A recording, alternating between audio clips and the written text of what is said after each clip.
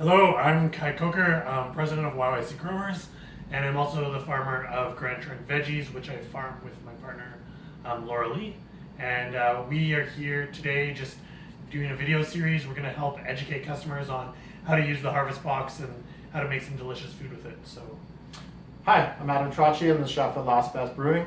Again, like Kai said, we're just going to do a little cooking series to showcase the ingredients in the Harvest Box. So this week at the Harvest Box, we got some dill, which smells amazing, by the way. We got some beautiful green onions, some nice bulbs, green cabbage. There was also purple cabbage, but I just chose green. This nice looking cucumber, honey, tomatoes, alfalfa sprouts. Oops, bag keeps on giving. Some red beets, a bag of mixed squash. We got some patty pan and the green zucchini in there, and then a couple purple kohlrabis. All right, so with this box of ingredients today, what I'm thinking I'm gonna make is a kohlrabi cake. So kind of like a potato pancake, but with kohlrabi. So I'll keep these off to the side. Not gonna use the beets today, or the cabbage, I don't believe. Maybe we'll see. Probably use a green onion in there. The dill I'll for sure use, help flavor the cake. I always like cooking with a lot of herb. The tomatoes I'll probably use. I think we're going to do like a little small salad on the side for our breakfast today. Patty pans, we'll use something for that today as well. Cucumber for sure. And alfalfa sprouts, I love alfalfa sprouts with eggs, so we'll keep those left aside. A couple other items I've got from previous boxes. I got this Romanesco zucchini, a couple new potatoes that I'll use with the kohlrabi cake, and a carrot, and we have some pea shoots, which I'll just use on the side as a little bit of a garnish. The honey I'm not going to use this morning. I don't think eggs and honey will probably go very well together, but who knows? Who knows? All right, so let's start prepping away here.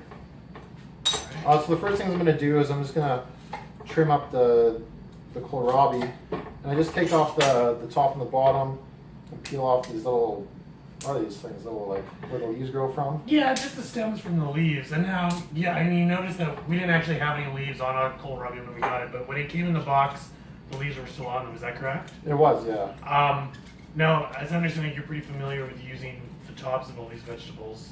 Yeah, so I mean, like when you get stuff like, you know, the kohlrabi tops or like stuff from the radishes, like they're still edible, and you know, something like with the kohlrabi, you could easily just braise them off, or you know, cook them, saute them with some kale or something maybe, or Swiss chard. Today we're gonna go probably make more of the fresh route for our garnishes though. Okay, so kohlrabi is peeled up.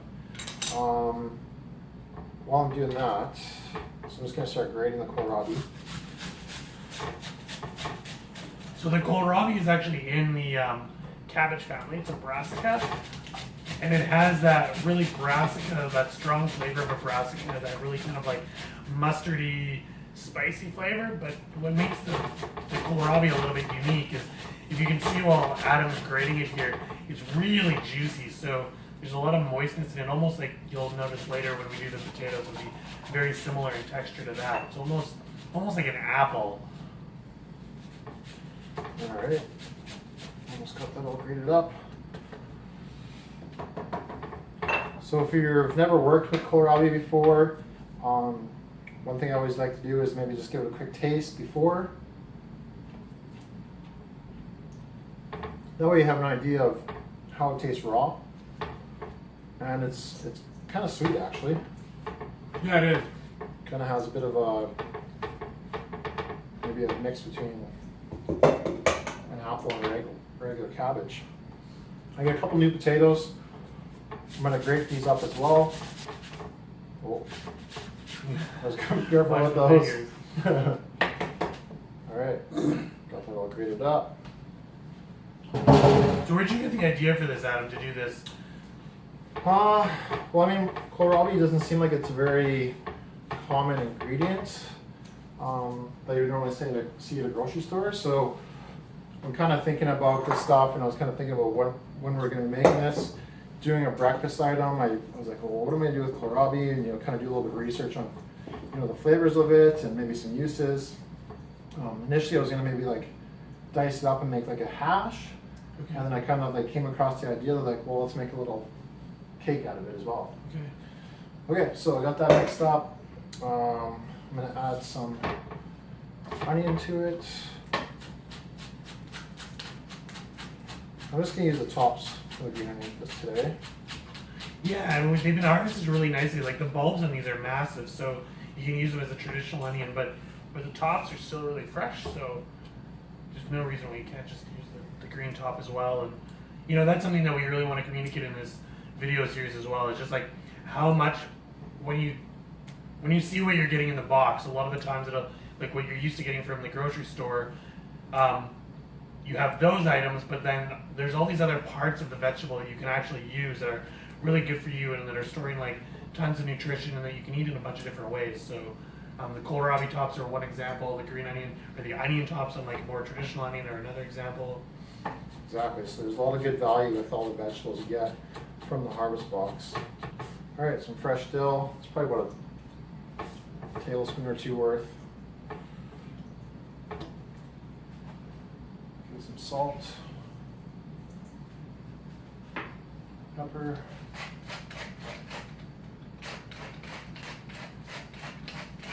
You haven't measured everything out as if you. No, generally when I'm cooking at home, I don't do a lot of measuring. It's just kind of bottled by feel. Yeah. We will post a more accurate recipe for this for the home cooks. So that's why you say you're tasting it all the time too. Yeah. Right? Like Yeah, exactly. You can always, it's always smart to season in increments, because you can always add more. You can't take it out once it's already in there. Yeah. So that the spice mix I put in there was a bit of onion powder, garlic powder, and paprika. And then I'm also going to put in, judge how wet it is, but I got a little bit of potato flour to help bind it. 2 tablespoons because that kohlrabi and potatoes seemed really wet today too. And I'm just going to use an egg as well to increase the binding. And me personally, I always like working with my hands, so I'm mixing with my hands today. Feel free to use a spoon if you'd like, but it's not as fun. So I can tell that these are it's pretty wet, so I'm probably going to add 1 more tablespoon of potato flour. Now that I've mixed it up a little bit, I can tell that it's starting to set up. The ingredients have all come together, as you can see. So I'm just going to let that set up for a few seconds. So today, we're going to make the kohlrabi cakes. I'm going to put a couple fried eggs on top. I'm going to have a little bit of a salad on the side. So this little guy here is patty pan squash. I had the pleasure of harvesting some of these from Kai's farm a couple weeks back.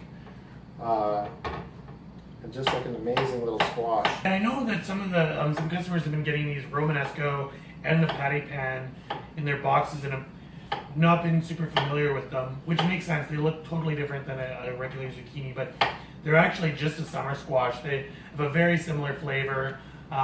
They just look a little bit different. Like the Romanesco has some ribbing on it. The color's different. And then the patty pan looks like a spaceship. But you can eat them raw, cook them the same way. They're not like a winter squash. So all I'm doing now is I've put thinly sliced the Romanesco in the patty pan. I got some slices of these beautiful little grape tomatoes. I got some carrot here, some fresh carrot. I just julienned up some cucumbers as well, which also came from Shirley's greenhouse. So with all those little ingredients in there, I've got some basil salt from a previous share that came from Trickling Waters, right? Yeah, Trickling Waters. I'm just going to give it a quick stir, a little more salt. What that salt's going to do is start bringing up more the moisture out of the zucchini. Obviously it's going to season it, but but it's going to help soften it up as well. Alright, so we'll just set that off to the side for now. Alright, so now let the pan warm up a little bit. We'll start making some of the cakes up. You can really make them any size you'd like, depending on how hungry you are, or you can make these into probably 2 giant ones. Just huge flapjack. Yeah. So you're just making them with your hand, compressing them? Yeah, so just kind of bring it together, make a little ball, and then just kind of flatten it out. And then would this be a final moment where you might, like, if they were too moist, you might notice again, like? Yeah, totally. Yeah, that would be a good adjustment to make. So if you notice that there's still some more water left in your bowl, then by all means, add a little bit more of the flour to help bring them together and kind of suck up that extra moisture.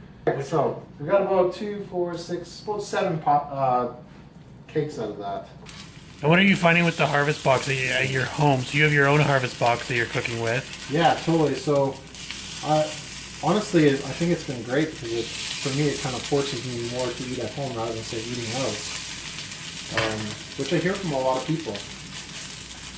It's got some nice colorization on those. Looking pretty good. Yeah, a really nice brown, eh? Yeah, so now that those are going up the second side, I'm just going to add a little bit of butter to the pan. Oh, why not throw another cube in there? It's just a little butter. Just a little bit of butter. And are there any ingredients that you've got in the harvest box that you just haven't known how to use? Me personally, nothing has stumped me yet. But I think, with the kohlrabi tops, I haven't really worked with the kohlrabi tops because anytime I've had kohlrabi, the tops aren't there. But generally, I feel with a lot of those things, it's just like, you know what, I'll just chop them up and cook them down with a little bit of butter. Right. That always seems to be the most common answer when we talk to people about using stuff like that. So. Well, in particular, when you're like, the tops, like they're just greens, right? So they cook down so much, totally. like spinach. They cook. I mean, those things too. I think it's important to cook them because they're going to be a little too bitter to eat raw. Okay. Same thing with like radish greens. Right. Yeah. And then the radish can be a little spiny too, so you really want to cook it. Yeah, it's a little prickly. All right, so those cooking away. Pan should be nice and warm for the eggs. Don't want the extra that shell in there. Even the chef makes mistakes, And so one thing I really like about working with Last Best is just the dedication they have to working with local Alberta-grown produce. There's a lot of people who, it seems to me, maybe not a lot, but people who believe that you really can't grow food in Alberta. So Last Best seems to be making a stand against that. Yeah, I mean, like, it's kind of one of those things where they call, like, the local food movement, but it's like, it really shouldn't be a movement. It just, it should just be the way we do things, right? Like, all right. So I'm just going to turn this off. Eggs are coming, quickly cooking. All right, so we got the kohlrabi cakes. We got some of these alfalfa sprouts. A couple fried eggs. Nice. So we're just setting the egg over top. So that's going to give it like a nice little wilt, isn't it? Oh yeah, totally. Have that yolk running over top of all of it. It's going to be amazing. So now that these have marinated for a little bit, I'm just going to make a little bit of a salad garnish. So now these are just raw zucchini. Yeah, just raw zucchini, and like as I was, the previous, just giving a little bit of salt, maybe a little bit of pepper. It's just going to help start bringing out the moisture of them. And it'll help break them down a little bit too, so they become a little bit soft. All right, so we got a little bit of salad. We got some of these beautiful pea shoots that we had. We'll just finish off with some hemp hearts. And maybe a little bit of Cholula on the eggs, because hot sauce and eggs is delicious. There we go. And that's the dish. All right, look at that. So you got a name for that? We'll call it eggs on the kai today. All right, well, I guess we should go eat it, eh? Yeah, totally. Okay. See you next week.